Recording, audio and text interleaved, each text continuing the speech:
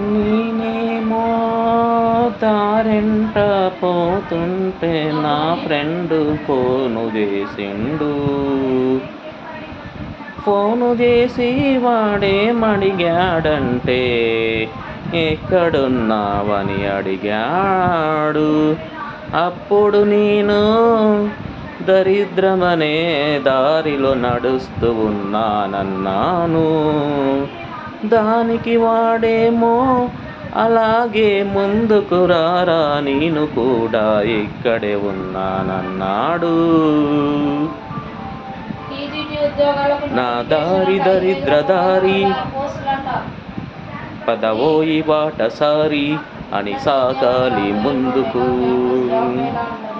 అలాగే దరిద్రంలో ముందుకెళ్తే గుడికని వలి దేవునికి నా నా గురించి చెప్పగా పక్కనే ఉన్న పంతులే మూర్ఛపోయాడే.